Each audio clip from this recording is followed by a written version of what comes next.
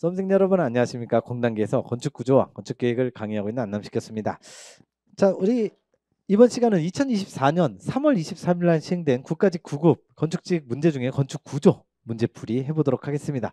우리 건축계획은 안 들으시고 건축구조만 들으시는 분들을 위해서 어쨌든 수고 많으셨다는 거 꼭 말씀드리고 싶고, 모두 다 좋은 점수 받으셔서 합격을 하셔야 될 텐데, 자, 이 전체적인 출제 경향부터 먼저 보고 넘어갑니다. 근데 출제 경향은 거의 뭐 볼 필요가 없을 정도로 아주 고르게 나왔죠?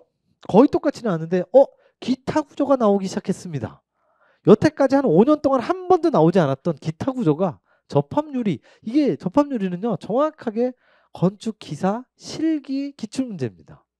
거기에 나와 있는데 시공이 문제예요. 시공. 건축 시공의 문제인데 접합유리, 망입유리 뭐 이런 거 복층유리에 대해서 정의를 써라. 이게 바로 건축기사 실기 시험 문제거든요. 그게 그대로 나왔어요. 근데 요거는 기타 구조죠. 기타 구조의 내용이 한번 나왔고요. 원래 철거리 네 문제인데 제가 분명히 기억할 때 제가 선정위원 들어갔을 때 내는 건 여기는 5문제, 여기는 4문제였었는데 여기가 4문제, 여기가 여섯 문제로 바뀐 것 같아요. 이 6문제로 계속 솔리드하게 나오는 걸로 봐서 요거 하나는 서울시, 하나는 지방직 이렇게 있는데 6문제가 계속 나오는 거에 와서 이거는 이제 확실하게 굳어졌고요. 얘네들은 확실히 굳어졌고 얘도 굳어진 것 같고 기초구조도 굳어진 것 같은데 설계화 중에 원래 3문제인데 여기를 빼서 여기다가 기타 구조가 나온 것 같아요.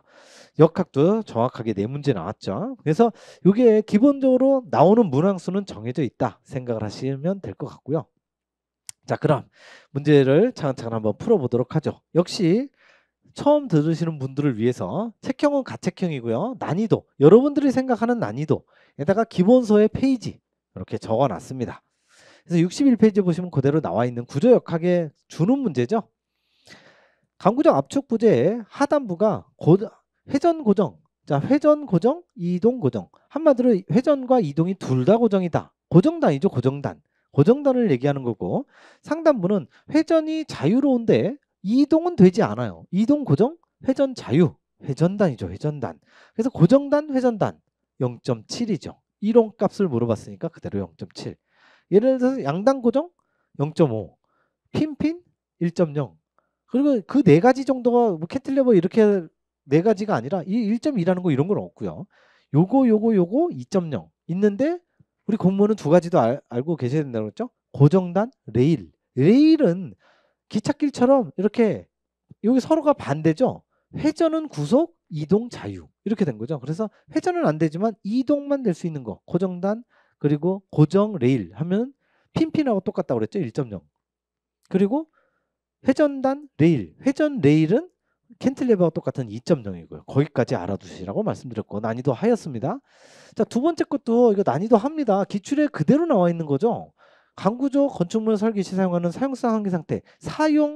제가 원래 사용성 한계 상태라고 하죠. 이게 원래 공식 명칭이 극한 한계 상태, 사용성 한계 상태예요. 근데 사용 한계 상태로 나타내도 됩니다. 어쨌든 사용 한계 상태는 제가 열심히 맨날 암기했잖아요. 진, 균, 처, 필요의 영향. 기초판의 크기 5가지인데 그거 모르신다 하더라도 진만 딱 기억하시면 그냥 답이 나오잖아. 이게 기출에 690페이지의 기출을 보시면은요. 구조물의 진도 그 해설에 요게 그대로 나와요. 이 한계 상태에서 강도 한계 상태와 관계가 없는 거. 즉 사용성 한계 상태를 고르라는 거죠. 그래서 여기가 불안정 파괴 얘는 뭔가 파괴되는 건 다 강도 한계 상태고 잔류 변형이 이제 사용성 한계 상태인데 그때 해설을 보시면 거기에 부재의 진동 이렇게 나온다고요. 그러니까 진균처 피로, 진균처 피로의 영향은 무조건 사용성이라고 했죠. 그러니까 이거 문제 맞히는 건 역시 그냥 1초 내로 바로 나왔어야 되는 거고요. 3번도 난이도 하죠. 이거 확실한 하죠. 여러 번 했었잖아요. 인장 이상 인장, 압축 이하 압축. 이 인장집의 단면의 정의죠. 그러니까 여기에 나오는 그 수치까지도 계속 했었잖아요. 300메가파스칼, 300, 350, 400, 500 해서 0.00 뭐 15, 175, 20, 25 하고 이 왼쪽에 압축집의 변형률 한계가 더 어렵고 이쪽은 너무 쉬웠잖아요. 0.00, 555, 625 이거 뭐 달달달달 했잖아요. 근데 여기가 0.005고 0.00, 625가 나오는 게 2.5배라고 열심히 설명드렸잖아요. 2.5 입실론 y 이걸 계산을 하면 0.00625가 나온다고 제가 수치까지 열심히 설명드렸었잖아요. 그리고 기초에 그대로 기준에 기본서에 있는 내용이고 어쨌든 요거는 이게 0.0045 요거 구분은 굉장히 쉽잖아. 그러니까 압축집의 변동률 한계값이 원래 어려운 거죠. 0.001517520225가 어려운 거고 오른쪽은 0.005 아니면 0.00625 두 개 중에 하나니까 얘는 일단 탈락. 그러면 3, 4번인데 거기에서 인장이니까 인장 이상 인장 압축 이하 압축 그것만 딱 아셨으면 이해는 절대 나오면 안 되죠. 그러니까 얘를 몰랐다 하더라도 이것만으로도 충분히 맞출 수 있었다고요. 난이도 이거는 확실하게 합니다. 이거를 뭐 헷갈렸다든지 실수했다든지 지방직에서 실수하시면 안 됩니다. 국가직은 어차피 정말 7급에 노시는 정말 귀신들끼리의 싸움이라고 본다면 지방직은 충분히 이런 거는 절대 틀리면 안 돼요. 이런 걸 틀리면 남들 본인이 이제 경쟁자라고 할 수 있는 합격생 커트라인에서는 이런 거 절대 틀리지 않아요. 이런 거 틀리는 순간 거의 한 2문제 정도 틀리는 효과가 나오는 거죠. 자, 4번 갑니다. 4번도 난이도 중. 구조 역학인데요. 그림 같은 단순보 중앙에 집중하중 24kN이 작용할 때 단순보에서 발생할 수 있는 최대 전달 능력을 계산해 주세요. 이게 문제는 좋은데 이 계산이 조금 지저분하죠. 이게 지금 최대 전달 능력 타워 맥시멈은 공식이 K 곱하기 A분의 V죠. 근데 K가 지금 형상계수 직사각형이니까 1.5죠. 2분의 3. 2분의 3 곱하기 A는 지금 0.5m, 1m. 그러니까 미리로 다 환산을 하면 여기 메가파스칼로 물어봤기 때문에 뉴턴과 밀리미터로 몽땅 통일을 하게 됩니다. 그래서 미리로 바꾸면 500ml, 1000ml. 그래서 여기가 500이 들어가고 여기는 1000이 들어가겠죠. 그리고 이제 위쪽에 여기 타워 맥시멈의 V 맥시멈이죠. 맥시멈의 전단력, V 맥시멈은 단순보에서 최대 전단력은 발력의 크기와 같다. 라는 것도 알고 계셔야 돼요. 그래서 발력. 근데 보니까 5m, 5m 대칭이야. 24? 그래 반 너 가져가고 반 너 가져가고. 그냥 여기에 바로 12로 적어도 되지만 원래는 2분의 24를 쓰는 게 아니라 킬로뉴턴을 뉴턴으로 바꿔서 24000으로 써야 되는 거죠. 이렇게 쓰이는 거죠. 요 계산이 좀 지저분하긴 한데 이렇게 된 거예요. 자, 그러면 여기에서 일단 계산을 좀 더 간단하게 하기 위해서 밑에 분모에 있는 공세개와 분자에 있는 공세개를 먼저 지우기 시작합니다. 그리고 여기는 약분을 해서 12로 시작을 하죠. 그럼 여기가 계산하기 전에 그냥 한번 다 쓰자고요. 3 곱하기 12 이렇게 되고 역시 이것도 약분이 되죠. 이렇게 약분돼서 6. 그리고 뭐 6하고도 얼마든지 약분이 될 텐데 어쨌든 이게 500분의 18이 되는 거죠. 요거를 계산을 하면 이제 0.0036이 나오게 되는데 이 문제가 별로 어렵지 않았던 게 그대로 기출에 그대로 있었던 내용이에요. 너무 비슷해. 수치만 딱 다르게 나왔어요. 요 형태도 똑같아. 그림도 똑같아. 요게 기출에 50페이지에 있는 거죠. 그 문제가 지금 여기에 나와 있는 겁니다. 이렇게 돼 있는 거죠. 그러니까 지금 여기는 5m, 2m, 그러니까 5m 대신에 2m로 나와 있고 24kN 대신에 20. 요거는 아까 0.5m, 1m인데 200하고 300. 뭐 수치만 다를 뿐 완전히 똑같잖아. 보호 단면 중심이 발생하는 최대 전달 능력. 역시 이걸 그대로 쓰는 거예요. 그러니까 이거는 기출을 풀어보는데 7급 문제야. 교수님 이거 어려운 건가요? 근데 제가 7급 문제라고 해도 분명히 난이도를 다 적어드렸었죠. 이건 절대 어려운 게 아니라고. 이건 9급 중에서도 쉬운 편에 속한다고. 아니 쉬우니까 이게 4번 문제로 나왔죠. 지금 보니까 건축 계획은 1번, 2번, 3번을 난이도 하를 배치를 하지 않았어요. 근데 구조는 확실하게 난이도 하잖아요. 이것도 난이도 중하예요. 지금 1, 2, 3번이 대부분 하잖아. 그래서 이 구조는 정확하게 그걸 따라갔어요. 이것도 결코 어려운 게 아니죠. 이것만 알면. 에다가 요거 분자인 V 맥시멈 최대 전단력은 단순보에서는 발력의 크기와 같다. 그거를 아느냐 모르느냐. 이것도 뭐 시간이 그렇게 많이 걸리는 건 아니죠. 그렇게 보시면 되고 5번 갑니다. 자, 5번은 이제 난이도 상입니다. 기초구조 설계 기준.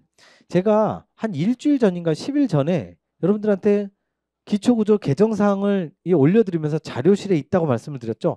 간단하게 그 워낙 페이지가 많아갖고 제가 꼭 필요한 것 앞뒤 2페이지만 이렇게 해서 설명을 드렸었는데 지금 자료실에 올라가는 걸 보면 2개의 파일이 올라가 있어요.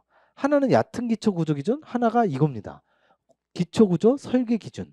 거기에 중요한 내용이 있으니까 혹시 모르니까 보세요라고 했는데 그게 그대로 나와 있던 거예요. 근데 이걸 여러분들이 찾기는 좀 어려웠어요. 인정. 그건 인정. 그런데 요게 그 전체 건축구조 구조 기준에서 이런 수치들 300이나 10분의 1이나 이런 걸 맞히는 건 굉장히 어렵죠. 공부를 안 하면 당연히 모르죠. 1번, 2번을 맞힌다는 거는 이건 당연히 난이도 상이니까 어려운데 3번, 4번은 유출을 할 수가 있었어요. 동결 조건이 영구적이지 않으면 자 이건 무슨 소리냐면 동결 조건 어는 거죠. 어는 거. 지금 이게 기초구조니까 다 땅이에요. 땅. 집안. 집안이 어는 조건이 영구적이지 않으면 얼었다 녹았다 얼었다 녹았다가 되면 동결 집안에 지지해서는 안 된다. 이게 기본적으로 동결 집안이라고 해서 딱 지지를 했는데 얘가 녹아버려. 그러면 땅이 물러져서 무너질 거 아니에요. 그래서 안 된다는 거죠. 이건 상식적으로 그냥 생각을 하는 거죠. 그래? 그러면 3번은 왠지 모르게 맞는 것 같다. 1번, 2번은 수치기술을 공부 안 했으면 당연히 모르겠지만 3번은 그냥 유출을 할 수 있는 거예요. 그리고 4번도 마찬가지예요. 왜냐하면 여기에 교란된 집안 여러분들이 기초구조에서 틀림없이 예민비를 배웠습니다. 예민비의 정의 모분에 뭐라고 그랬어요? 자연시료하고 이긴시료 중에 누가 분모로 들어가요? 이긴시료가 분모로 들어간다고 했죠. 이유도 설명드렸죠. 일반적으로는 자연시료가 분모로 들어가지만 이긴시료가 훨씬 더 작은 값을 가지니까 1보다 큰 값을 나타내기 위해서 이긴시료 즉 교란시료가 밑으로 들어간다고. 불교란이 위로 교란이 밑으로. 그 이유를 잘 기억을 하셨어야 돼. 교란을 하게 되면 흐트러져서 굉장히 이 진해력이 약해진다고요. 그래서 교란된 집안, 뭔가 약해진 집안에 여기에는 시공하면 안 되는데, 시공하여야 한다? 여기서 뭔가 이상한 거죠. 이걸 착안을 하셨어야 돼. 교란된 집안은 이긴 시료기 때문에 공학적 성질이 굉장히 약해져요. 그래서 예민비의 정의가 그랬잖아요. 이긴 시료분의 자연 시료, 다른 말로 교란 시료분의 불교란 시료. 그러니까 불교란이 더 튼튼한 거고 교란은 약해진 거죠. 약해진 데에다가 시공해야 된다. 일단 여기서 틀렸고요. 다짐하지 않은 체음제, 다짐하지 않은 거에는 시공하면 해야 된다. 이거는 기본적으로 어느 정도는 맞는데 여기 뒤에 있는 거 제어되지 않은 저강도 재료. 저강도 재료도 제가 이틀 전에 딱 설명드렸죠. 시험이 3월 23일이었는데 3월 21일 날 저강도 재료 저 뒤에 시험에 나오죠. 8.3 메가파스칼 요거 잘 기억해 주세요 했는데 그 저강도 재료가 제어되지 않았대. 컨트롤하지 않았대. 그러면 지 맘대로. 지 맘대로라면 안 되죠. 이것도 제어된이라고 해야죠. 제어된. 이건 교란되지 않은. 교란된 집안은 너무 약하니까 틀린 거고 이거는 제어된 저강도로 가야 되는 거죠. 8.3 메가파스칼 이상으로 딱 돼야 되는 거죠. 그걸 얘기하는 거죠. 이 두 개가 다 틀린 거예요. 1번, 2번은 그러니까 숫자를 공부 안 했으면 이건 도저히 방법이 없죠. 이건 알 방법이 없는 거고 3번은 상식적으로 대충 맞는 것 같고 4번은 뭔가 이상하다. 이것까지는 모른다 하더라도 아니 교란된 집안은 우리 예빈비에 배웠잖아요. 교란된 집안은 당연히 흐트러트는 거야. 항상 자연 상태일 때가 제일 튼튼한 거예요. 그걸 포크레인으로 파는 순간 약해지는 거라고.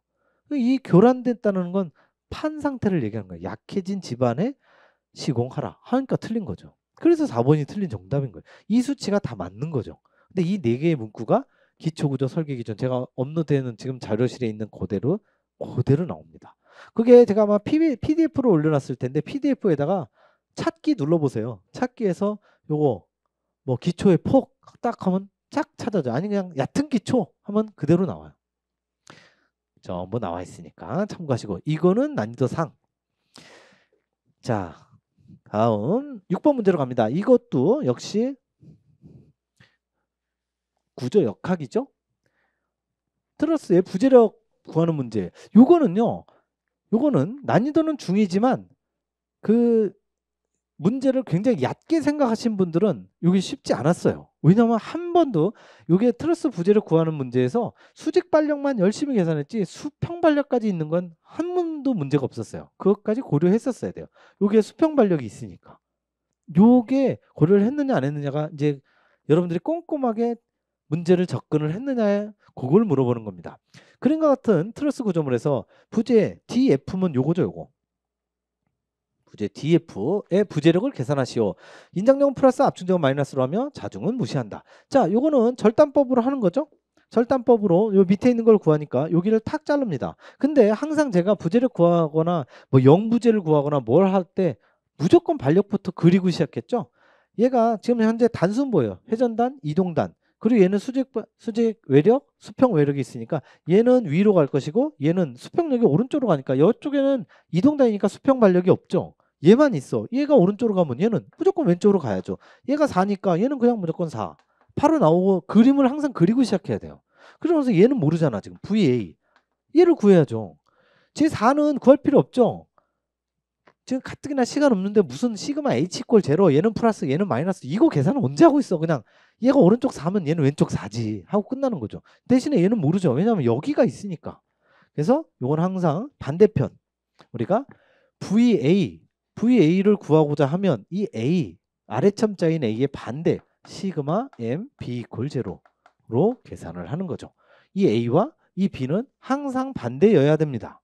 그래서 B 여기를 기준으로 했을 때 모든 모멘트를 계산합니다. 4kN 여기 수평 반력은 그대로 와보면 여기 B를 통과하고 있죠. 그러니까 모멘트는 하나도 없고요. VA만 갑니다. VA는 B점을 기준으로 시계 방향으로 돌리고 있어요. 그래서 플러스 VA가 되죠. VA에다가 4444, 16을 아주 친절하게 해놨죠.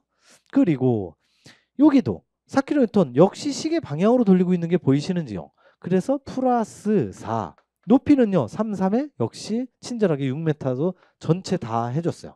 얘는 7kN 마이너스죠. 반대 방향으로 돌리고 있습니다. 마이너스 7에 44 요거는 8m가 되겠죠. 이퀄 제로. 그러면 얘는 24 얘는 56 이쪽에 넘어가면 56 빼기 24가 되는 거죠. 그러면 32가 되고 32 나누기 16 VA는 소 2kN이 나오게 되죠. 위쪽 방향 원래 플러스니까 원래 가정한 그림 방향 그대로. 그래서 여기가 이제 VA 처음에 써놨던 VA 대신에 여기 VA를 써놓고 2kN 이렇게 적어놓고 시작하는 거죠. 그리고 이렇게 탁 잘라서 요것만 보고 다시 그림을 그립니다. 뭐 그냥 지금은 제가 여러분들이 이제 구분하기 편하라고 다시 그림을 그리는데 이거 시험장에서 다시 그릴 시간은 어디 있어요. 그냥 여기 시험지에다가 그대로 그려야 되는 거죠. 이거 빨간색으로 이렇게 표시하고 그냥 바로바로 가는 거죠. 그래서 이렇게 돼 있고 여기 나가고 여기 나가고 요렇게 나가고 전부 나가는 걸로. 그리고 반드시 반력과 외력을 다 써야 됩니다.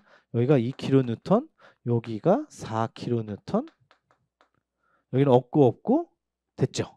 그리고 나서 이게 우리가 구하고자 하는 NDF. 얘는 불필요. 항상 이렇게 잘랐을 때 3개 이내로 만들고 여태까지 기출문제 트러스 부재력 구하는 문제는 무조건 3개가 나온다고 그랬죠. 무조건 3개가 나오면 얘 우리가 구하고자 하는 거 빼고 나머지 2개가 만나는 점. 저기서 보면 이제 C절점이 되는 거죠. C절점에서 이제 시그마 M C 이퀄 제로로 다시 계산을 하는 거죠. 요 C로 이제 와야 되는 거죠. 여기를 기준으로 모든 걸 모멘트로 돌려서 계산을 하게 됩니다. 왜냐면 이제 여기 VA 구했고 이것도 간단하게 구했고 얘는 XX가 미지수지만 이 C점을 다 통과하고 있어. 그러니까 얘가 어떤 값을 갖든지 간에 직각거리가 제로니까 모멘트는 무조건 빵이야. 그러니까 바로 이 C점을 잡는 거죠. 이걸 구하기 위해서. 먼저 2kN 시계 방향으로 돌리죠. 2kN에 여기서부터 C의 거리는 3이죠. 3. 그리고 4kN은 시계 방향, 반시계 방향. 시계 방향입니다. 여기 가운데 있고 얘가 여기서부터 돌린다고 생각하면 되죠. 이렇게. 그럼 플러스죠. 플러스 4. 역시 위아래 거리. 처음에 이게 3이 아니군요. 요거군요. 요걸 계산해야 되는 거죠. 2kN하고는 요거. 4죠. 4. 3이 아니라 여기가 4고 요게 4죠. 요게 여기서부터 여기까지 높이 이게 3. 그리고 이제 얘 NDF. 얘는 무조건 나가는 걸로 하는데 나가다 보면 반시계로 돌리죠. 마이너스가 드디어 나옵니다. NDF. 역시 거리는요. 높이니까 3m. 이퀄 제로. 없죠? 얘 셋 있고 나머지는 이거 두 개인데 두 개가 그대로 C점을 통과하고 있어요. 그러니까 모멘트가 없어서 이것만 계산하면 되는 거죠. 자, 얘는 8이고요. 얘는 10이고 더하면 20.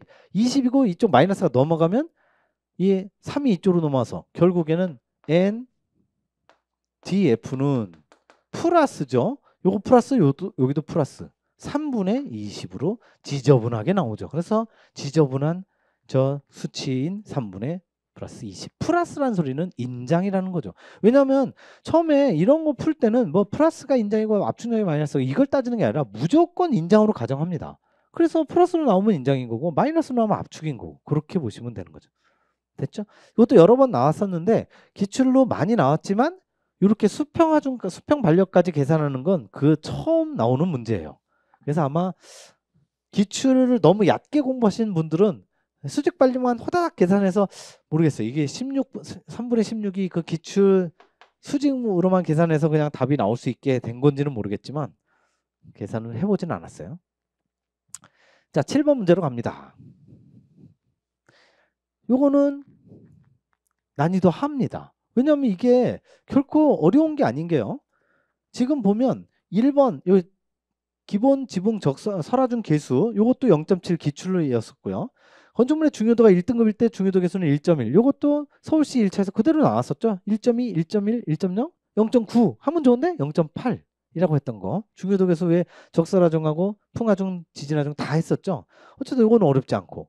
얘만 좀 어려워. 얘가 수치가 0.8인가? 0.9인가? 1.0인가? 잘 모르겠어.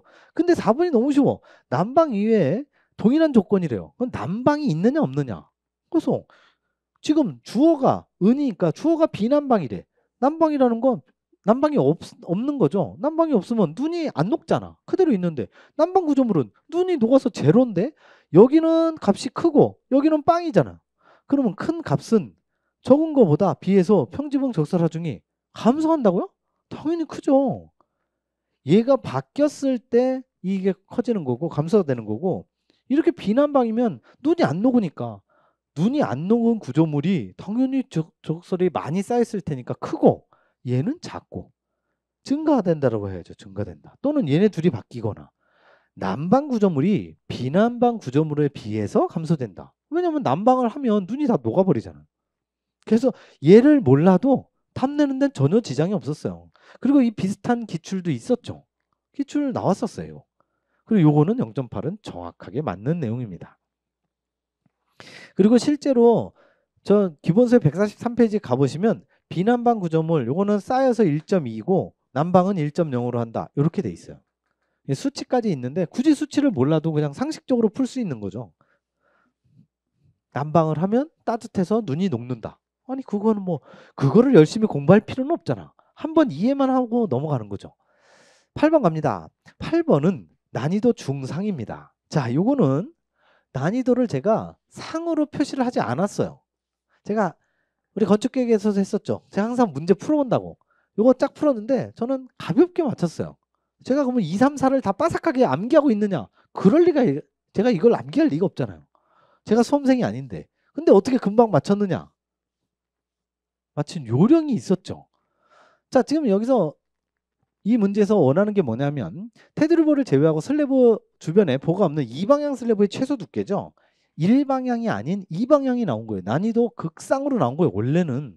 이게 중상이 아니에요. 원래는. 난이도 한 번도 나온 적이 없는 걸로 나온 거예요. 그 설명으로 옳지 않은 것. 자, 1번부터 보시면 철근의 설계진 황복 강도가 증가할수록 설계진 황복 강도를 뭐라 그래요? 기호로? 이 기호로 뭐라 그러더라? FCK? 그렇죠. FY지. FY가 증가할수록 슬래브 최소 두께는 감소한다. 감소하 이거 어디서 본 것 같은데? 2방향 슬래브는 모르겠는데 1방향 슬래브는 뭔가 이런 수치가 있었어. 0.43 플러스 FY가 아니라 700분의 FY. 기억나시나요? 기출로 나왔었죠. 그래서 이게 나오면 FY는 무조건 350 아니면 700밖에 나올 수가 없다. 350이 한번 나온 적 있었죠. 350에서 700분의 350, 0.5, 0.5에다 0.43 더해서 0.93 그 곱하는 값이 나왔었죠. 얘가 뭡니까? 이게 바로 일방향 슬래브죠. 일방향. 일방향 슬래브의 최소 두께에다가 곱해주는 값이에요. FI가 400메가파스칼이 아닐 경우에 곱해주는 거죠. 얘는 이방향, 얘는 일방향. 이걸 응용할 수가 있겠습니까? 를 물어보는 거예요. 바로 그거죠. 그게 내년부터 나온다는 사고력 테스트입니다. 아니 당연히 똑같진 않겠죠. 이방향과 일방향이 달라요. 이게 공식이 이거는 일방향이고 이방향은 이거보다 훨씬 복잡한 비슷한 식이에요. 이것도 이런 형식으로 돼 있어요. 1.4분의 FI 뭐 이렇게 돼 있어. 그러니까 이거를 기억을 하셨다면 한번 해보는 거야. 우리가 기출로 해봤던 0.5, 350 들어가면 계산을 해보면 0.5에다 0.943이니까 0.93이 되잖아요. 93 곱하기 t가 된다고요. 근데 FI를 350이 아니라 700으로 해보자고요. 700분의 700. 그럼 FI가 증가한 거잖아. FI가 700으로 증가했으면 1.43으로 증가하네. 이렇게 되는 거죠. 이 문제는 이방향 슬랩으로 나왔지만 저는 일방향 슬랩으로 갔겠지 뭐 하고 푼 거예요. 똑같지는 않지만 이런 형태로 돼 있을 거라고. 일방향 슬랩하고 이방향 슬랩하고 완전히 다른 거냐고요. 단변분의 장변이 이 초과인 길쭉한 일방향 슬래브냐 아니면 정사각형으로 비슷한 이방향 슬래브냐 그것만 차이가 있지 이거는 원리는 똑같을 거다라는 믿음으로 저는 풀었다고요.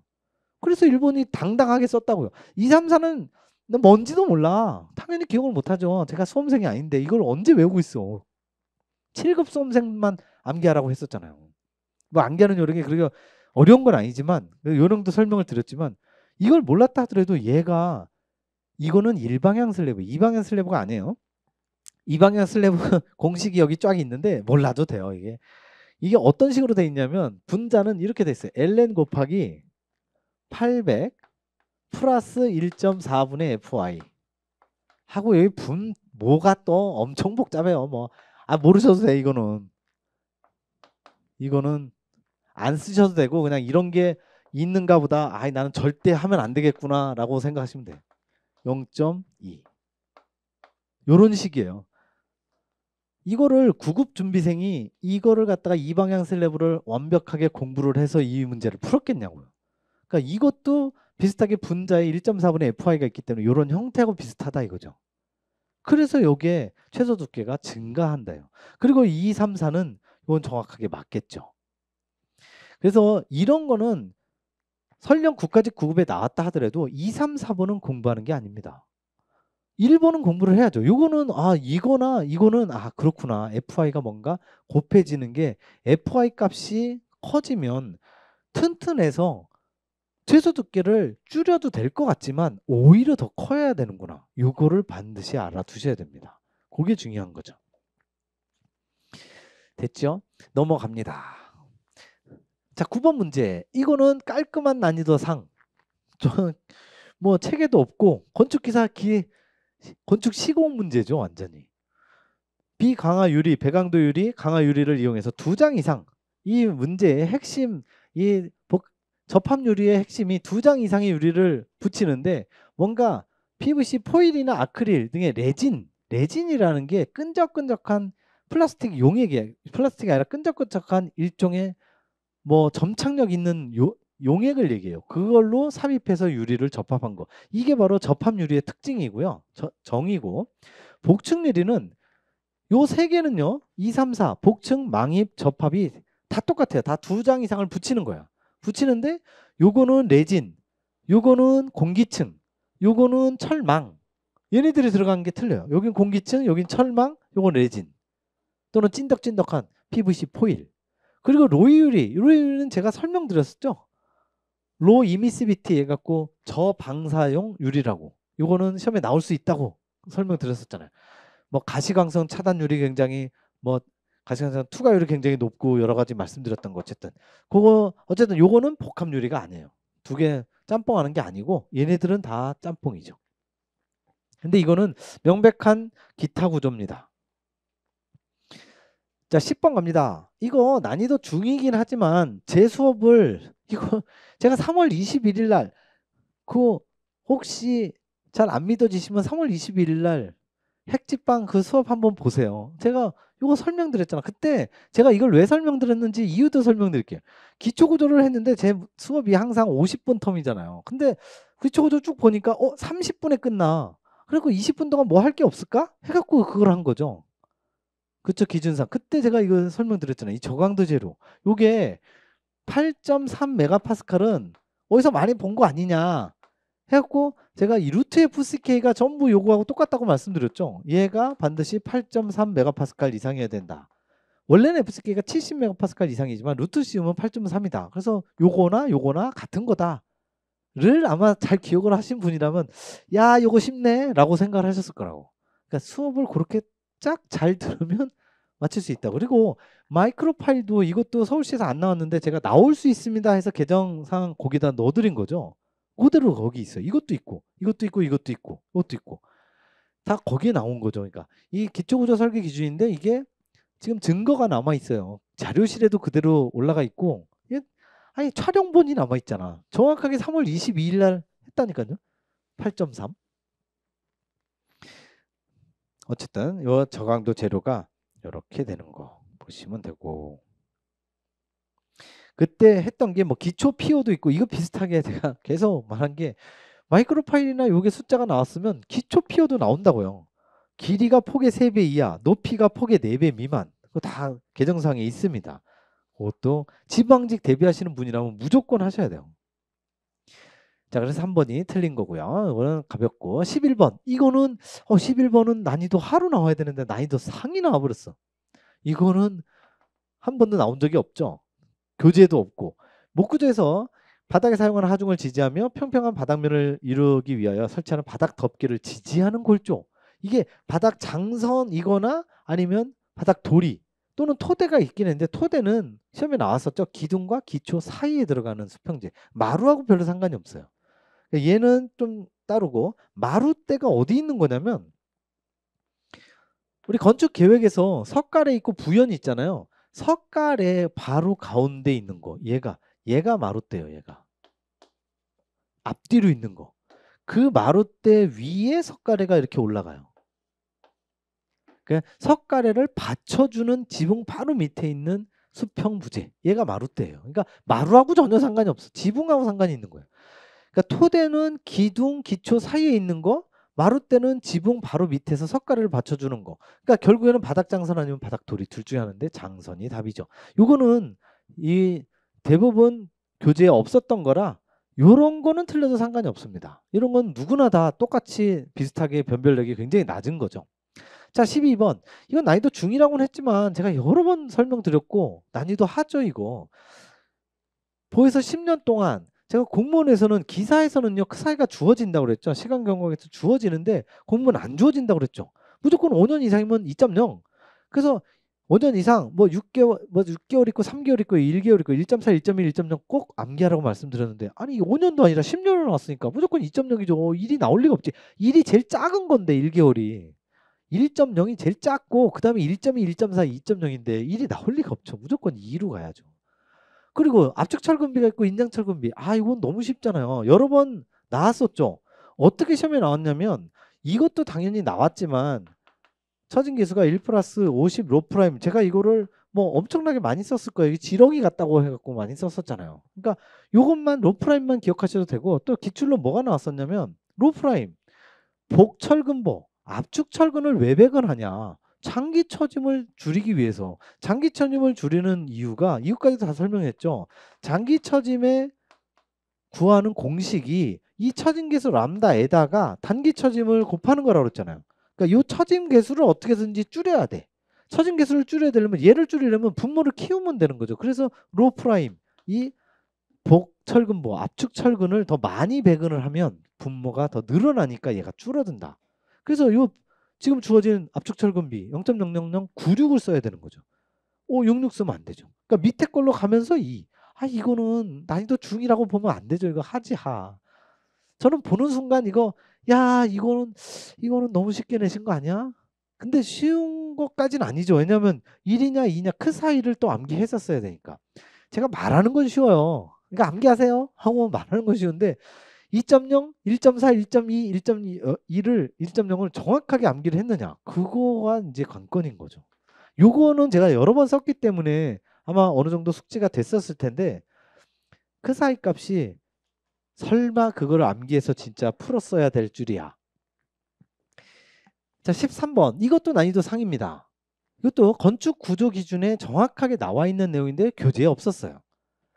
강구조에서 집중 하중에 대하여 내력을 향상시키기 위해서 보라 기둥의 외부와 평행하도록 하면 뭔가 스티프너 쪽으로 가야 되는데 스티프너하고 만약에 스티프너가 답이 보기가 있었다면 걔도 답이 돼요. 그러니까 스티프너는 당연히 안 나오죠. 이게 겹침판입니다. 겹침판이 정확하게 맞고요. 자, 만약에 이거를 실전에 진짜 이렇게 딱 닥쳤다. 생존 공부하지 않은 게 나왔다. 그러면 어떻게 되느냐? 아는 거부터 제껴야죠.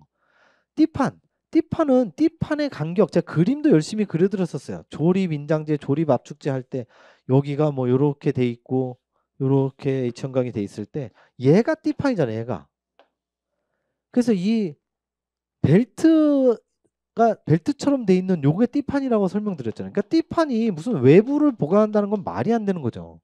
그러니까 띠판은 일단 무조건 탈락이 되는 거고 뒷댐제는 이거는 건축기사에 그대로 나오는 겁니다. 뒷댐제, 엔드탭 이 두 개가 바로 역시 그림으로 그려드리면 우리가 그루브 용접을 할 때 결국에는 여기를 용접부에 만약 그루브 용접이나 필린 용접을 할 때 여기를 다 용접을 한다 했을 때 얘가 흘러내리는 거 용접이 흘러내려 갖고 결국엔 이게 완전 용입 용접이냐 부분 용입 용접이냐 할 때 완전으로 만들기 위해서 시작과 끝 부분 빨간색으로 딱 막아주는 거 시작과 끝 얘를 엔드탭이라고 합니다.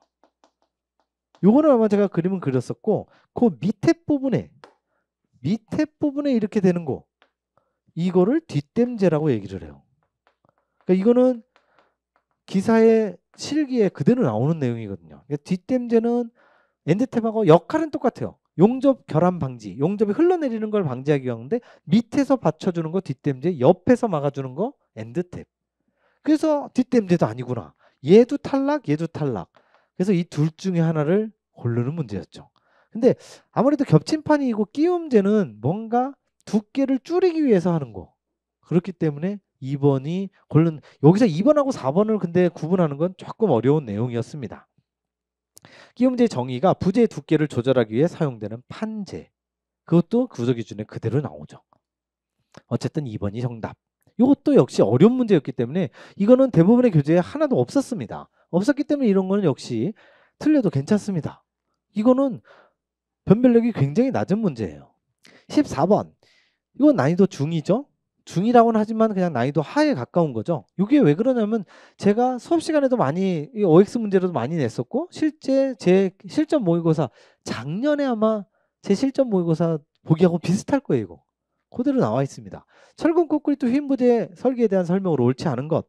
1번에 보시면 휨 모멘트를 받는 부재 콘크리트 압축 연단의 극한 변형률은 이게 기준이 개정돼서 설계준 압축 강도 FCK가 40MPa 이하인 경우에는 0.0033. 그래서 제가 여러 번 설명드렸잖아요. 이게 지난 70년 동안 0.003으로 굳어 있었다. 근데 그게 21년도에 싹 바뀌어서 0.0033에서 32, 31, 30 뭐 이렇게 쭉 내려간다. 10MPa씩 내려간다. 그래서 이거 아니라고 설명드렸잖아요. 그걸 그대로 시험 문제를 냈었고 우리 실강생들은 아마 아무것도 아니지만 제가 왜 대시모거에 2문제씩 내는 거 있잖아요. 거기에 그대로 나왔었어요. 이거. 그대로 있습니다. 그러니까 그런 거를 꼼꼼하게 잘 챙겨보시면 별로 어렵지 않죠. 그리고 나머지가 다 기출로 전부 나왔던 내용이에요. 그러니까 기출만 착실하게 해주셨으면 2, 3, 4가 정확하게 맞다는 건 금방 아시게 돼요. 특히 3번. 제가 만약에 지방직 시험을 저보고 내라 하면 전 3번 냅니다. 왜냐면 1번은 이건 너무 개정이 됐다는 건 누구나 다 알기 때문에 좀 쉬운 문제고 3번이 이게 구조적으로 굉장히 좋은 내용이에요.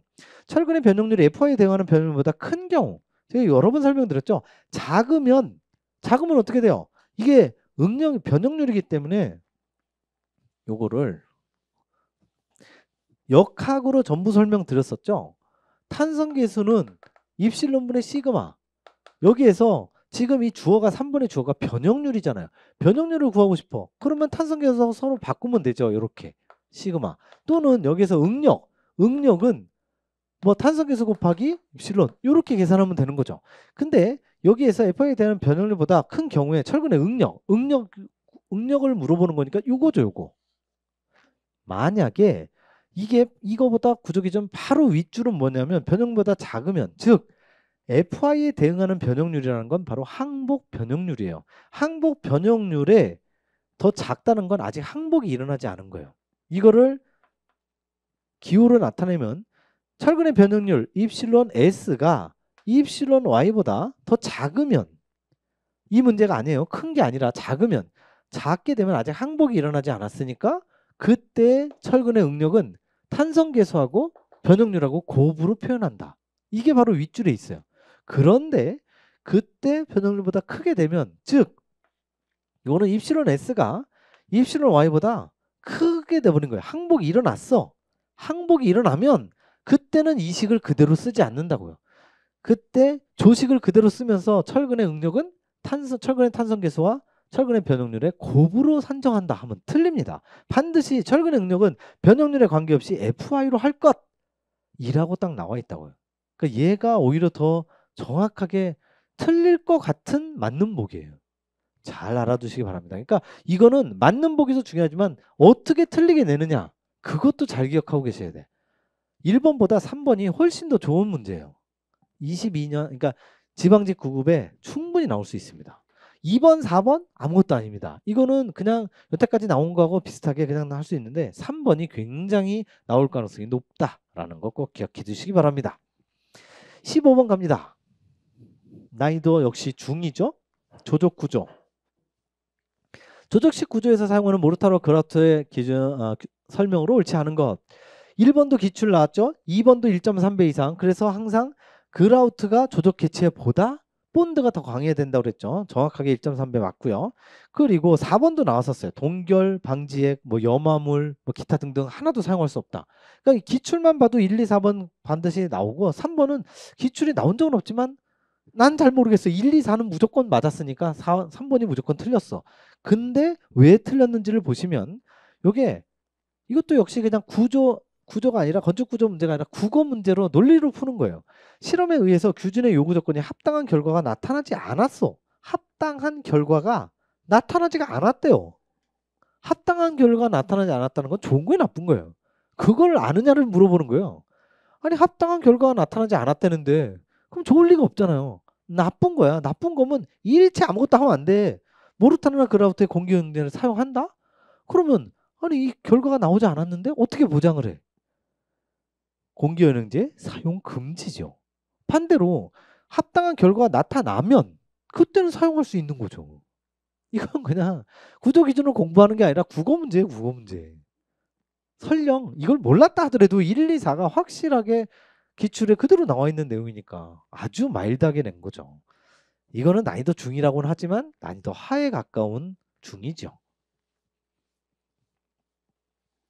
자, 이런 문제가 얼마든지 지방직에도 나올 수 있습니다. 그래서 기출을 꼼꼼하게 공부를 하시고 속어법으로 푸는 거죠.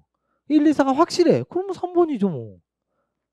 근데 3번을 꼼꼼하게 시간을 들여서 보시면 아까 얘기한 대로 여기 합당한 결과가 나타나지 않는다는 건 뭔가 이게 아군이 아닌데 이거? 적군인데? 적군인데 사용하라고? 뭔가 이상하다. 이렇게 감을 갖고서 푸는 거죠. 16번 갑니다. 역시 이것도 난이도 중인데요. 보통 중량 콘크리트 설계인 압축 강도가 30메가파스칼일 때 콘크리트 할선 탄성 계수 EC, 요거 제가 여러 번 설명을 드렸었죠. 이게 왜 그러냐면 제가 건축 기사를 최근에 막 강의를 하고 있기 때문에 건축 기사에선 요게 요렇게 시험에 나옵니다라고까지 정확하게 설명드렸어요. 8,500 그리고 요게 그냥 루트가 아니라 세제곱근이라고 그랬죠. 이게 최근에 이게 왜 FCU에서 CM으로 바뀌었죠, 지금. CM으로 정확하게 바뀐 걸로 냈어요. FCM인데 그 FCM이 요것도 정확하게 제가 설명을 드렸죠. 얘는 루트 FCK 플러스 델타 F다. 그 델타 F가 암기하기 편하게도 알려드렸잖아요. 44, 50, 66 이렇게 설명드렸죠. 그러니까 이게 딱 두 개예요. 델타 F는 FCK가 40메가파스칼 이하인 경우에는 4, FCK가 60메가파스칼 이상인 경우에는 6. 그래서 요거를 그대로 설명드렸잖아요. 40이면 4고 60이면 6이다. 그 사이는 변화 구간 단면인데 시험에 안 나오니까 볼 거 없다. 그리고 제가 어디까지 말씀드렸냐? 건축 기사에 지난 20년 동안 수백 번 시험에 나왔는데 그때 60메가파스칼 이상은 한 번도 나온 적이 없다고요. 무조건 얘만 나온다고 했죠.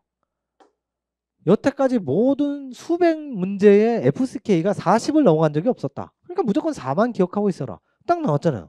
30. 그러면 4죠. 30 더하기 4. 34만 찾으면 되는 거죠. 이건 뭐 그냥 주는 문제죠. 그래서 정의가 중요하다고요.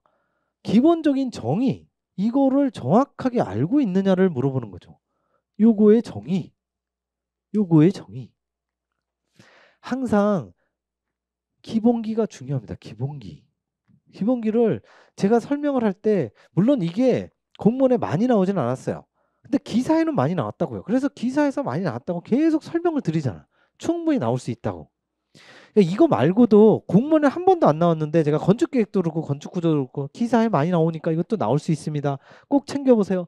꼼꼼하게 필기를 하시고 잘 따라오셔야 된다는 거죠. 자, 17번 갑니다. 이거는 이제 제가 생각하는 건 난이도 중하지만 여러분들이 생각할 땐 중상이라고 할 수도 있겠어요. 조금 만만치는 않은 거였죠. 갤버버에 여태까지 계속 쉬운 문제가 나오다가 만만치 않은 문제가 나왔어요. 그림과 같은 갤버버 C점에서 발생하는 휘 모멘트 값의 절대값. 여기에서의 반력을 물어본 게 아니라 모멘트를 물어봤어요. 모멘트. MC를 물어봤어. 허무서 봐. 그러면 MC 저 같으면 이거 여기에 보기에 0을 하나 넣었을 거예요. 0. 0을 넣었으면 진짜 변별력 높아지는데 왜냐면 이동단위니까 이동단위 모멘트가 어딨어? 빵 아니에요? 근데 빵을 찾아봐도 없어. 빵이 1번에 딱 있으면 여기 딱 그냥 그럴듯하게 함정을 파놓는 건데 자 요걸 구할 때 일단 갤버브는 어떻게 돼요? 무조건 힌지를 절단 여기를 절단하는 거죠. 그냥 닥치고 절단 D점을 기준으로 해서 절단해서 오른쪽 4m만 먼저 그립니다. 그래서 4m가 이렇게 그려지는 거죠. 여기서부터 여기까지는 4야. 그리고 여기는 등분파 중 3kN. kN per 메타. 자, 4m인데 여기는 다시 얘기하지만 힌지예요. 지점이 아니라 여기 원래 지점은 있으면 안 되죠. 안 되는데 이따 치고 구하는 거죠. 자, 전체 하중은요. 3 곱하기 4의 반. 그러면 10이니까 6이죠. 6kN이 위로 올라가죠. 이렇게. 근데 오른쪽에 이 절점은 여기 이 절점은 6kN 지점이니까 정확하게 좋아. 근데 여기는 D절점은 이 D절점은 지금 D점이 아니라 힌지잖아요. 공중에 떠 있는 절점. 그러니까 이게 6kN이 이렇게 되면 안 돼요. 밑으로 내려가야죠. 다시 6kN. 그래서 얘가 플러스 6, 마이너스 6 해서 공중에서 공중분해되게 그렇게 만들려면 요 오른쪽 부재에 이 6kN을 집어넣어야 돼요. 근데 원래는 다 집어넣어야 되는 게 맞는데 지금 우리가 구하고자 하는 건 여기야. C점에서 발생하는 휜 모멘트 MC를 구하고자 하는 거예요. MC니까 그래? 그럼 여기도 자르지 뭐. 여기만 보는 거예요. 여기만. 자유물체도 프리바디 다이어그램으로 여기만 그리는 겁니다. 그래서 여기도 정확하게 3kN이 작용하고 있죠. 똑같이 3kN이 작용하고 있고 여기가 바로 C절점이 되는 거고요. 여기는 D절점이 되는데 여기에 위에서 지금 받았던 6kN이 밑으로 내려와야죠. 여기가 바로 6kN이 있는 거죠. 그러니까 요 CD 부재의 이 자유물체도는 위쪽에 오른쪽에서는 빨간색이 6kN 집중하죠. 전체는 3kN의 등분파중이 작용하고 있을 때 여기에서 작용하는 모멘트 MC를 구해주세요. 자, 이 C 절점은요. 지점은 이동단이기 때문에 수직 반력이 있다고요. 수직 반력이 있는데 그 수직 반력은 C점을 통과하고 있기 때문에 우리가 구하고자 하는 시그마 MC 이퀄 제로 할 때 여기 수직 반력이 있지만 구할 필요가 없어요. C점을 통과하고 있으니까. 모멘트가 제로가 되죠. 자, MC는 모르니까 원래 플러스로 가정을 합니다. 이거 이렇게 해서 이쪽 방향으로 하는 거죠. 아니지 반대로 이렇게 플러스로 가정을 해서 MC 플러스로 일단 놓고 우리가 구하고자 하는 MC 여기를 기준으로 한 거죠. 기준은 여기를 기준으로 한 겁니다. C 절점을 기준으로 해서 3kN 여기에 거리는 1m로 주어져 있죠. 1m 3kN 1m 그러니까 전체 하중은 3 곱하기 1이죠. 그리고 가운데에 이제 요 색깔을 빨간색을 썼으니까 이걸로 쓰죠. 주황색으로 한가운데 작용하고 있겠죠. 이 한가운데 작용하는 주황색은 3 곱하기 1이 되겠죠. 플러스가 되죠. 여기가 C 지점을 기준으로 시계 방향으로 돌아가고 있으니까 3 곱하기 1. 그리고 직각거리는 도심까지의 거리 1분의 반. 그래서 2분의 1이 되는 거죠. 이게 2분의 1. 이렇게 되죠. 2분의 1하고 그리고 이 빨간 거 있잖아요. 플러스 6kN. 거리는 떨어진 거리 1m. 또 있나요? 원래는 여기 C 지점에 수직 발력이 하나 있죠. 근데 이거 C점을 통과하고 있으니까 쓸 필요 없고 요거 없으니까 제로. 이렇게 되는 거죠. 그러면 이제 MC를 구하면 우리가 구하고자 하는 이 문제에서 MC 3 곱하기 2분의 3 1.5 플러스 6 7.5죠. 원래 하면 정확하게 마이너스 7.5kN 메타가 되는 거죠. 그런데 계산상으로는 마이너스인데 이게 실제로 마이너스인지는 여기 지점이 있고 여기 지점이 있고 여기는 등분포를 누르고 있으니까 당연히 밑으로 이렇게 쳐지겠죠. 이렇게 쳐질 거예요. 이렇게. 스마일이 아니죠. 우울한 모양이죠. 그래서 마이너스를 그대로 유지합니다. 이 마이너스는 이 계산식에서 얻어진 거지만 이거는 최종적으로 저 우울한 입 모양으로 결정을 하게 돼요. 그래서 이 문제에선 그 휨 모멘트의 값을 물어본 게 아니라 절대값을 물어봤죠. 마이너스를 없애기 위해서. 그래서 7.5가 정답이 되는 거죠. 자, 이 문제는 일반적으로 갤버버를 물어볼 때는 여기가 뭐 고정 단위거나 저쪽에 수직 발력 모멘트 구해서 굉장히 쉽게 내는데 이건 여기 C 이동 단위인 거기에서의 모멘트를 물어봤어요. 저 같으면 1번에 0 집어넣는다고 0. 0 집어넣으면 그 함정 빠질 사람들 굉장히 많아요. 그렇게 구하면 안 되는 거고 프리바디 다이어그램을 구하는 겁니다. 됐죠? 잘 정리해 두시기 바라고 요거는 여러분들이 일반적으로 생각했을 때 중상으로 판단할 수도 있겠어요. 왜냐하면 안다 하더라도 시간이 많이 걸리니까. 그리고 18번으로 갑니다. 18번 철근 콘크리트 연속 힘 부대 모멘트 재분배에 대한 거 이거는 기본서에도 있지만 기출로도 나왔었죠. 0.00775가 나오긴 나왔는데 미만이죠. 미만. 그러니까 이게 원래 미만이 아니라 이상인 경우에만 되는데 미만. 그래서 제가 이걸 이렇게 설명드렸죠. 뭐 휨 모멘트 재분배는 너무 어렵게 생각하지 마시고 그냥 이렇게 건물이 한 10층짜리 건물이 있다. 그럼 제일 위에서부터 모멘트가 분배해서 제일 밑에까지 내려가야 된다. 해서 그게 분배예요. 그런데 실험을 해보니까 입실론 T 요게 철근의 변형률이죠. 변형률이 0.0075 이상일 경우만 가능하더라라는 거예요. 그게 정확하게 맞고 이게 만약 이 값보다 밑으로 내려가면 형편없이 값이 틀려져요. 아 그래서 쓰면 안 되겠네. 그럼 0.0075 이상으로 하자라고 기준을 해놓은 거죠. 근데 문제가 굉장히 어려운 건 사실이에요. 왜냐하면 일반적으로 이 수치를 바꾸지 이상 미만을 안 바꿔요. 그러니까 여러분들도 공부하실 때 0.0075만 공부하시지 미만 이상을 공부 안 하셨을 가능성이 굉장히 크다고요. 그래서 아마도 이 문제를 푸신 분들 중에 기출을 열심히 공부하신 분들 중에 4번은 절대로 아니야. 내가 분명히 기억해. 0.0075. 그렇게 푸셨을 분들도 틀림없이 있을 거라고. 근데 그게 잘못된 건 아니에요. 왜냐하면 1단계가 거기니까. 1단계가 거기고 그 다음 단계까지 가야 이상을 공부하시게 되는 거고 이거는 여러분들이 공부를 잘못한 게 아니라 선정위원이 너무 치사하게 내셨어. 이 숫자를 바꿔야지. 그리고 요거는 20% 이내 1000 입실론 T% 요거는 그대로 기출로 나와 있던 거고요. 이것도 요게 왜 기억나시는지요? 그때는 얘가 틀린 보기였죠. 수정 전 해갖고 틀린 보기로 나왔었죠. 수정된. 아마 틀림없이 공부하신 적이 있을 거라고. 그러니까 요거는 금방 풀었을 거고 이것도 마찬가지. 근데 얘도 0.075 맞는데 도대체 답이 뭐지? 열심히 막 헤매셨다. 그러면 이제 그런 분들은 지방직에 합격할 가능성이 굉장히 높습니다. 왜냐면 이거를 공부를 하셨다는 소리니까. 그 정도로 기출을 빠삭하게 공부를 하셨다는 반증이에요. 그 정도면 제가 볼 때 국가직은 힘든다 하도 지방직은 충분히 경쟁력이 있습니다. 결코 나쁜 게 아니에요. 이건 진짜 우리 전환길 교수님과 비슷하게 선정연을 좀 욕해야 돼. 이건 이렇게 내시면 안 되지. 요걸 바꿔야지, 요걸. 그게 맞는 거예요. 그러니까 수정된 수정전 이거 바꾸는 거 좋고요. 이것도 숫자 1000 바꾸는 거 좋고 0.007로 바꾸는 거 좋아도 이상 미만 바꾸면 너무 심하셨죠. 저거는. 그렇게 보시면 되고요. 자, 19번 갑니다. 19번은 난이도 중상입니다. 요거는 페이지에 그대로 있어요. 기본서에는 있는데 749, 50, 60페이지에 있어요. 합성 구조, 합성 단면의 공칭 강도에 대한 설명으로 옳지 않은 것. 그런데 여기가 여러분들이 이거를 공부를 전혀 안 하셨다 하더라도 기본서는 있지만 기출만 공부를 했을 때는 2번과 4번은 그냥 알 수 있어요. 특히 4번. 이건 기출은 나왔죠.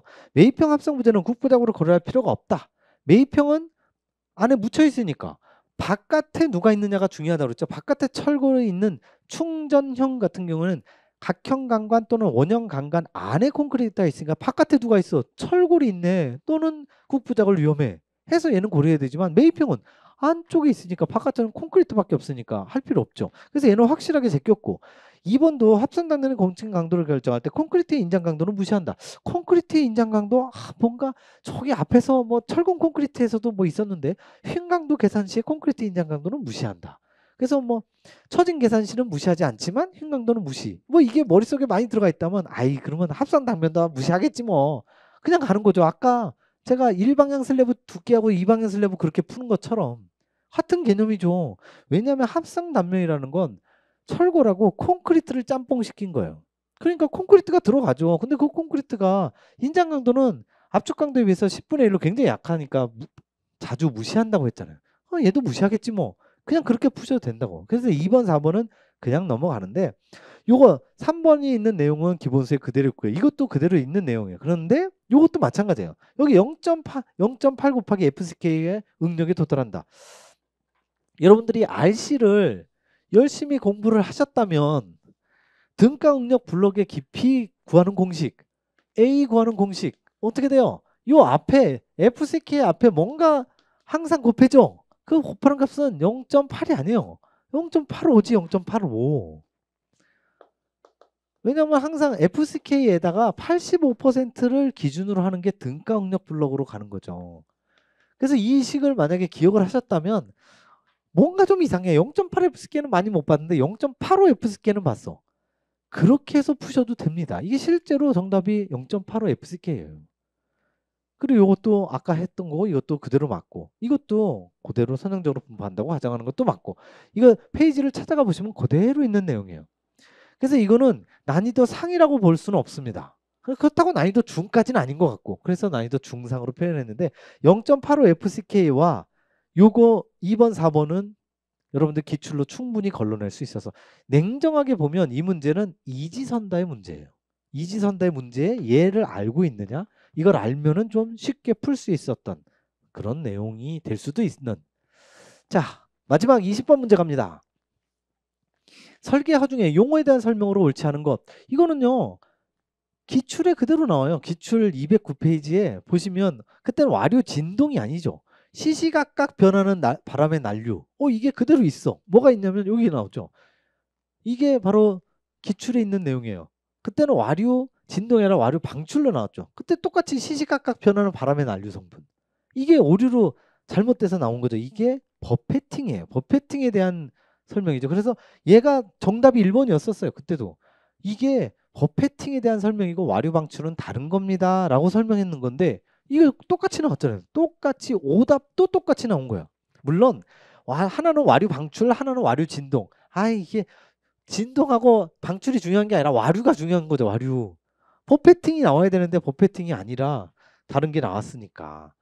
그래서 나머지는 굳이 몰라도 이건 맞히는데 지장은 없어서 기출만 꼼꼼하게 공부하셨다면. 그래서 와류 진동은 완전히 와류의 영향에 의해서 생기는 거고 버패팅에 대한 설명인 거죠. 자, 건축 구조도 역시 전체 다 풀어봤습니다.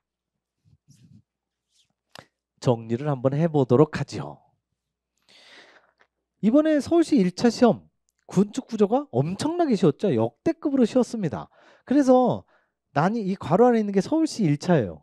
상위 2문제밖에 없었고 뭐 굉장히 쉬워갖고 거의 85점 이상을 맞아야 된다고 했었는데 그거에 비해서는 난이도 상이 쑥 올라갔죠. 뭐 접합률이라든지 바닥장선이라든지 겹침팜이라든지 생전 듣도 보도 못한 거 이 교재에 없는 것들 막 나왔죠. 이 방금 했던 합성 단면의 공칭 강도도 교재는 있지만 공부를 안 했을 가능성이 굉장히 큽니다. 그래서 난이도 상위 5문제 하가 줄었죠. 그래서 24년 서울시 1차 시험 본다면 당연히 어려웠지만 일반적인 수준의 난이도예요. 그래서 이게 딱 정확하게 9급 수준, 지방직도 이 수준으로 나옵니다. 그래서 난이도가 완전히 어려운 난이도가 한 5문제 정도가 나온다고요. 그래서 제가 맨날 말씀드렸잖아요. 건축 구조랑 건축 계획은 100점 만점이 아니라고. 기본적으로 한 80점만 맞아도 아주 훌륭한 점수라고. 그리고 나머지는 쉬웠었죠. 그리고 어느 교재에도 없었던 변별력 낮은 문제가 4-5문제. 여기가 얕은 기초는 이제 완전히 교재에 없는 거고 이거 다. 근데 얘는 있었죠. 있었지만 공부를 하신 분들이 그렇게 많지 않았죠. 그리고 특이사항이 기타 구조. 접합유리가 나왔어요.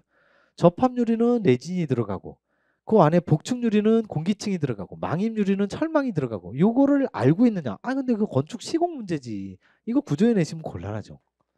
어쨌든 이런 게 지금 처음으로 나왔거든. 지난 5년 동안에 기타 구조가 한 번도 안 나오다가 처음으로 나왔어요. 이게 지방직에 이번에 나올 수도 있으니까 대비를 어느 정도는 하셔야 돼요. 근데 이걸 어떻게 대비하느냐? 우리 건축 이 기본서에 있는 기타 구조 그걸 본다기보다 건축 기사 문제를 보는 게 조금이라도 도움이 되겠죠. 어쨌든 건축 계획도 그렇고 건축 구조도 그렇고 전형적으로 서울시 1차하고 비교하면 서울시 1차는 원래 계획이 좀 쉽게 나오다가 정상적으로 좀 높게 나왔고 원래 어렵게 나오던 건축 구조가 확 쉬웠고 근데 이번에 국가직 문제에서 다시 제자리로 찾아온 느낌? 그리고 이의제기 대상이 단 한 문제도 없습니다. 아주 깔끔하게 문제를 냈고 특히 건축기획 같은 경우는 변별력이 굉장히 높게 냈어요. 물론 건축구조도 마찬가지. 그래서 공부한 만큼 시험에 나오게끔 대부분 거기에 굉장히 잘 맞춰져 있어요. 제가 예상엔 지방직도 이렇게 나옵니다. 이 지방직도 이 수준으로 유지할 가능성이 굉장히 크기 때문에 여기에 맞춰서 공부를 해주셔야 돼요. 그래서 만약에 이번에 건축기획과 건축구조의 성적이 좀 낮으신 분들은 도대체 뭐가 문제야를 멀리 찾으실 필요 없이 기본적으로 기본기를 탄탄하게 하시되 주로 용어 정의라든지 기본기를 튼튼하게 하시고 응용력을 기르셔야 돼요. 응용력. 계속 문제를 많이 풀면서 응용을 하셔야지. 제가 이거 내는 거 이거 이게 다 응용력이에요. 이게. 이 응용력을 열심히 풀어야 된다고요. 아니 기출 나온 거 열심히 그거 뭐 50회독 70회독 봐갖고 100점 맞아봐야 무슨 소용이 있어요. 업그레이드해서 문제를 내는데 응용을 기르지 않으면 아무 쓸모가 없어요. 그러니까 기본기 플러스 응용력 굉장히 중요한 내용입니다. 자 이렇게 해서 국가직 9급이지만 지방직 9급하고 비슷하게 나올 것 같다라는 걸 설명드리면서 2024년 3월 23일 날 시행된 국가직 9급 건축구조 건축직의 문제풀이 모두 마치도록 하겠습니다.